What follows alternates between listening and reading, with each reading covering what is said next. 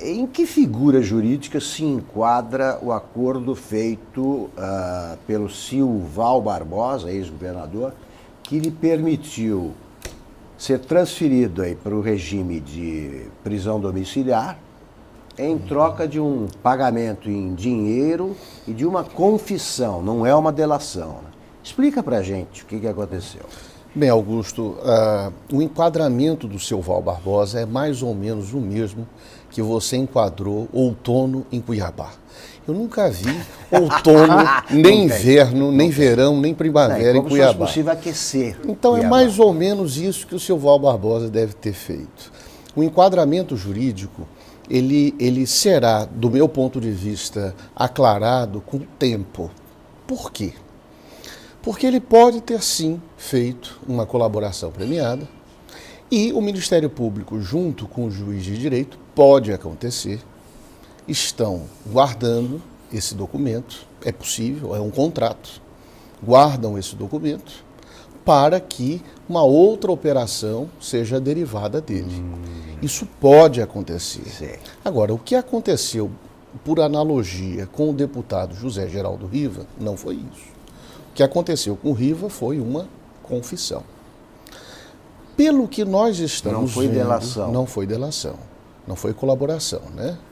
Então, pelo que nós estamos vendo, por enquanto, o que está acontecendo... O nome é colaboração. O que está acontecendo com o Silval é uma confissão. Mas é muito estranha, com características absolutamente estranhas. 11 ex-secretários presos do governo do Silval. Então a gente está falando de um governo, palavras dele, que foi construído para ser uma organização criminosa. Então foram 5 anos de governo de uma organização criminosa.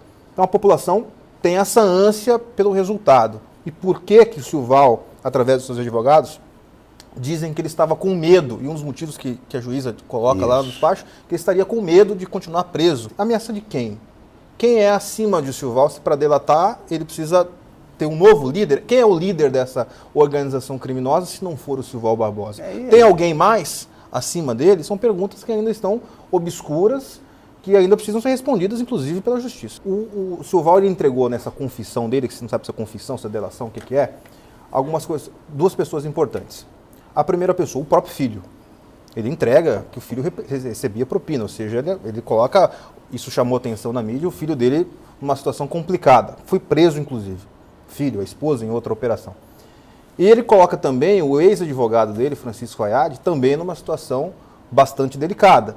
Por quê? Ele alega que o Fayad, que foi presidente da Ordem dos Advogados do Brasil aqui em Mato Grosso, quando candidato a vice-prefeito na chapa do Lúdio Cabral, ex-vereador, no ano de 2012, parte dessa propina do caso Sodoma, que era da empresa Consignio, no valor de R$600 mil, foram pagos para comprar combustível daquela campanha. E mais um detalhe que a imprensa também noticiou, Augusto Maon, a evolução patrimonial do Silval de 2010 para 2017, em 7 anos, ela é absurda. Porque naquela campanha, quando ele foi candidato a governador à reeleição, ele era vice do Blairo Maggi.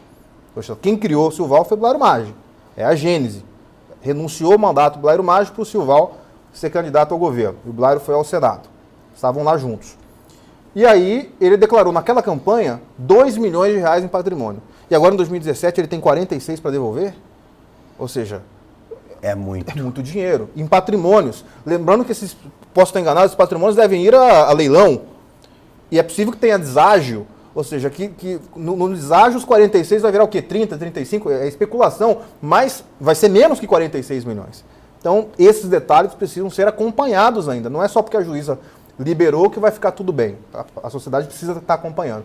O grande juiz disso tudo é a população em cobrar o sistema jurídico mato-grossense. Se foi acertada a decisão de prender, é desacertada a decisão de soltar.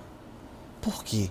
Porque não houve nenhuma transformação, nenhuma mudança no quadro fático de 2 anos para cá. Nenhuma.